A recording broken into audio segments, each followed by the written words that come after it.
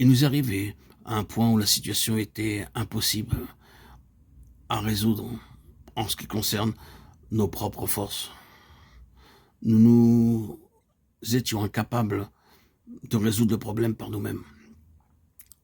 Nous étions dans l'incapacité de changer la situation. Si nous étions des gens du monde, nous aurions pu le faire. Mais d'une manière ou de l'autre, parce que nous sommes des enfants de Dieu, cela nous est impossible. Tous nos efforts sont vains et resteront vains. Il n'y a pas, au point de vue naturel, aucune raison pour ne pas réussir. Mais le fait est que cela nous est simplement impossible pour nous, enfants de Dieu. Nous essayons tout et sommes très perplexes. Nous arrivons de plus en plus au désespoir. Finalement, au point où nous disons, oui, seul le Seigneur peut le faire. Alors, et d'ailleurs, c'est exactement ce que le Seigneur cherchait. Le Seigneur, Dieu de gloire, apparaît. Il apparaît comme le Dieu de gloire sur ce point précis où il intervient. Le mot gloire dans l'évangile de Jean est lié à la puissance surnaturelle de Jésus-Christ. Et nous ne pouvons apprendre qui est Jésus qu'en rencontrant des situations dans lesquelles lui seul peut nous aider. Plus nous apprenons à connaître le Seigneur Jésus, plus la vie sera impossible et plus les situations deviendront impossibles sur cette terre. C'est ici le commencement de la gloire de Dieu. Lorsque nous sommes dans l'impossibilité de résoudre le problème et que nous nous remettons simplement entre les mains de Dieu, que la gloire de Dieu se manifeste, que Dieu se manifeste. Lorsque nous n'y croyons plus, lorsque nous étions désespérés, découragés, c'est ici que le Dieu de gloire se manifeste aux enfants de Dieu. Remarquons la chose suivante, la gloire de Dieu pour Abraham atteignit son point suprême en son fils. Il y eut beaucoup de situations dans la vie d'Abraham où le Dieu de gloire dut intervenir.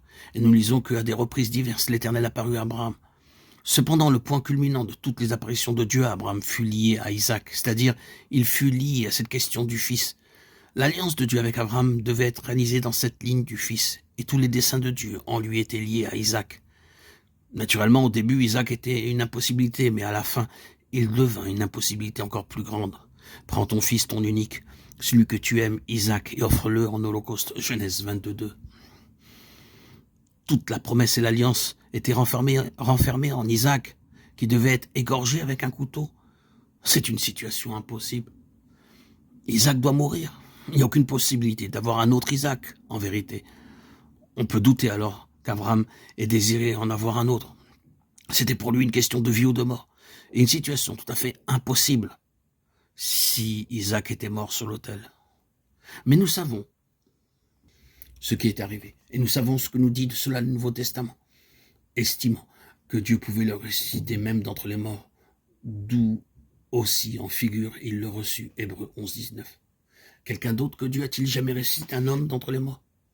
L'homme peut avoir beaucoup de moyens pour prolonger la vie, et il pense arriver au moment où il ressuscitera les morts. Nous ne sommes pas encore arrivés là, et nous verrons si Dieu abandonnera sa prérogative unique, qui est de ramener dans un corps mort l'esprit qu'il avait quitté. C'est l'acte de Dieu, et c'est une résurrection, et non un simple retour à la vie. Et cette gloire de Dieu arriva à son point suprême pour Abraham, dans cette ligne du Fils. Nous devrons considérer cela de plus près chez Lazare,